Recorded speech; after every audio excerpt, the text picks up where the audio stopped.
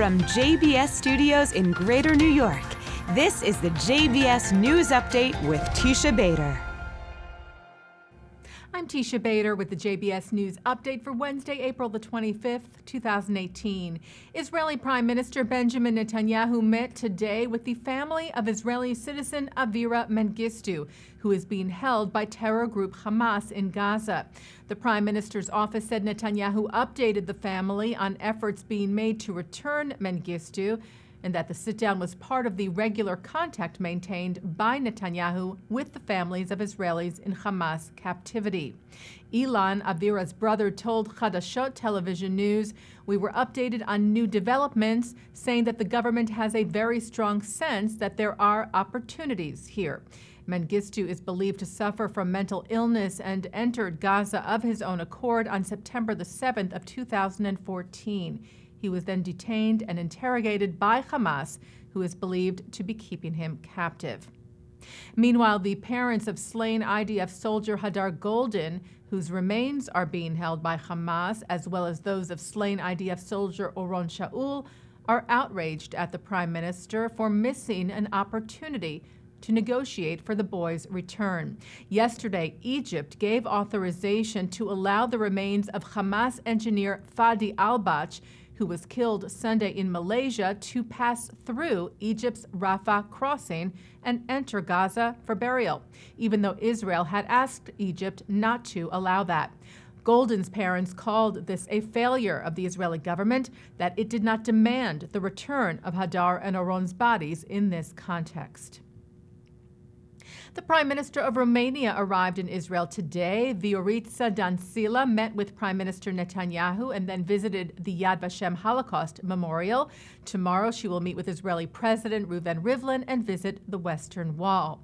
Netanyahu thanked Dancila today for her government considering moving Romania's embassy to Jerusalem. Netanyahu wrote on social media that he appreciated the Romanian government's approval of a draft decision on initiating the move, and welcomed the statements of the president of the parliament in support of it.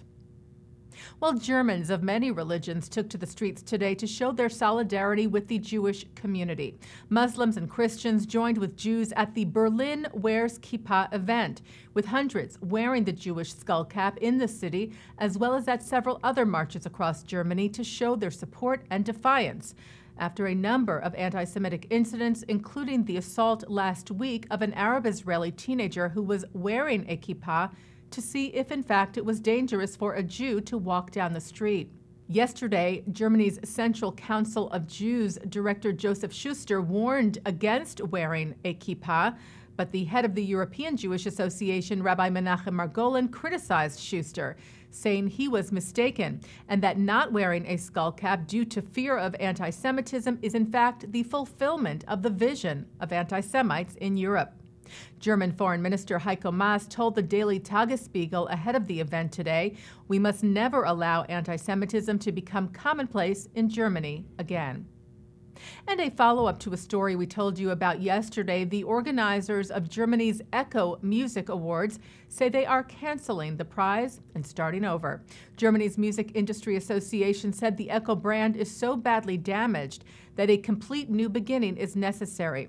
As we reported to you, a number of past recipients of the award returned the prize in protest of the award being presented this year to a rap duo whose offensive lyrics include those referring to prisoners at the Auschwitz death camp. Yesterday, Jewish conductor Daniel Barenboim returned his award. The awards organizers said that while the events surrounding this year's awards cannot be reversed, we want to ensure that such a mistake does not repeat itself. The U.S. House of Representatives passed the Justice for Uncompensated Survivors, or JUST Act, yesterday. It calls on the U.S. State Department to annually assess and report on the restitution of Holocaust-era assets in countries with outstanding obligations. B'nai B'rith International said, "We hope this legislation will result in long overdue accountability by those countries that need to settle restitution obligations, and in the process provides justice to survivors, their families, and the Jewish communities as a whole." And B'nai B'rith urged U.S. President Donald Trump to sign the bill into law. British man Simon Kinley-Sides became the first paralyzed man to finish the London Marathon on Monday, a feat he was able to achieve with the help of an Israeli invention, the Rewalk robotic exoskeleton suit.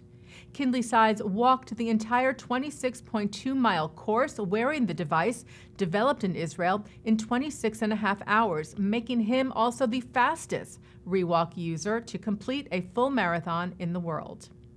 And taking a look now at our programming for tonight on JBS for Wednesday, April the 25th at 7 o'clock, it's Israel in Style. At 7:30, Alaska Airlines pilot navigator Elgin Long recalls his role in the covert rescue of thousands of Yemenite Jews who were brought to Israel. That's with Stand With Us director Shachar Azani. Then at 8, Long is honored at the Museum of Jewish Heritage. At 9, Mark Golub sits down with the national president of Hadassah, Ellen Hirschkin, who talks about her Jewish background, her love of Israel, her regard for Hadassah founder Henrietta Zold, and Hadassah's upcoming Women's Health Empowerment Summit on May the 16th. That's on tonight's L'chaim. And at 10, Israel Consul General in New York, Dani Dayan, speaks at Columbia. And coming up right after this newscast tonight at 6:30, it's Thinking Out Loud with Micah Halpern. And that's the JBS News Update for Wednesday, April the 25th, 2018. I'm Teisha Bader.